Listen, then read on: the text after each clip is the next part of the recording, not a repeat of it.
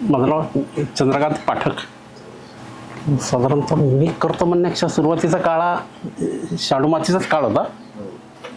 शाडू मातीच्या काळात 1982 साली साधारणतः माझी 75 साली 10वी झाली. त्यानंतर काही कालावधीचा हौस म्हणून रंगाची आवड म्हणून अंबादास मोदीगंटी म्हणून होते नगरमध्ये, त्यांनीच प्लॅस्टरचं युग आणलं. त्याच्या आधी शाडू मातीचा काळ होता. त्यावेळेस फार मोजके, म्हणजे नगर हे ग्रामपंचायतीसारखंच होतं. इथून वाहतूक वगैरे जास्त काही नव्हती. जी इथं बनवलेली मूर्ती फक्त इथंच विकली जायची. आता सगळ्याच गोष्टीला एक मर्यादा येते. आस्था, आवड, व्यवसाय, प्रपंच ते काळानुसार सगळ्या गोष्टी नकळत बदलत जातात. आवडीचं व्यवसायाचं रूपांतर होणं किंवा नकळत तीच पद्धत पुढं रुटीन म्हणून चालू राहणं. सगळ्यात जास्त महाराष्ट्रात प्रसिद्ध अंबादास मोदीगंटीचे गणपती होते. पुण्याला शनिवार वाड्यापाशी जवळजवळ 1-1 तास हातात तबक घेऊन वाट पाहायची. सगळं पूर्ण फॅमिली वाट पाहायची.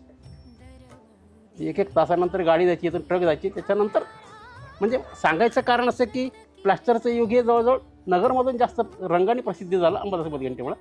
ते हौस, कला वगैरे सगळ्या गोष्टी ठीक आहेत. आम्ही रंगात ठीक आहे, रंगात केलं, पण थोडं प्रपंचाचाही रंग भरला तर मजा आहे. त्या व्यवसायाचा जर अजूनही जर आम्हाला जर 400-500 जर रुपये रोज मिळत असेल तर मग थोडी नामुष्कीचीच गोष्ट आहे, कारण की नाही. मग आता तुम्ही असं म्हणाल की इथले बिडी कामगार असो की आता FM वर आता जाहिरात लागलेली बांधकाम क्षेत्रातले असो, त्यांना सवलती सरकार देतं. मग तुम्ही म्हणत आहे गणेशाची मूर्ती आम्ही घडवतो असे म्हणत नाही. आमच्याकडून नकळत ती होऊन जाते. मग ठीक आहे, कला म्हणून झाली. मग या क्षेत्रातल्या कामगारांचं काय?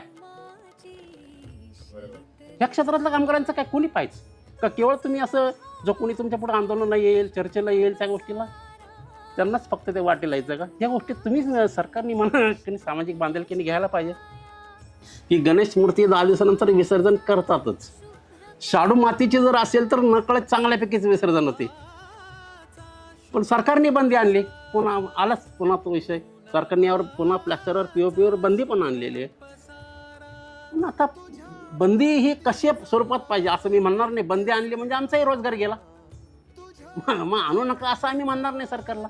पण आणले तर त्याचं काय निदान पालन करायचं. या गोष्टी मूर्तीची उंची मर्यादा म्हणा, तरुण मंडळांचे गणपती म्हणा, का जे असतील ते त्याचं स्वरूप म्हणा, किंवा पुन्हा एकच मूर्ती वारंवार बसवणं किंवा त्याची उंचीची मर्यादा ठेवणं. मग शाडू माती असो किंवा प्लॅस्टरचं युग असेल त्यासाठी सरकारने हे नियम घालून देणं.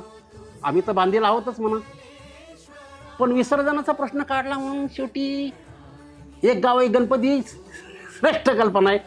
आमचा रोजगार जाईल मान्य, पण सगळ्यात जास्त योग्य एक गाव एक गणपती.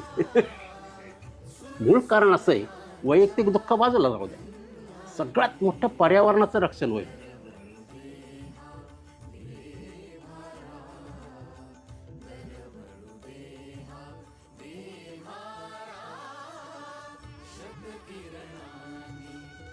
चैतन्याला फॉलो करा.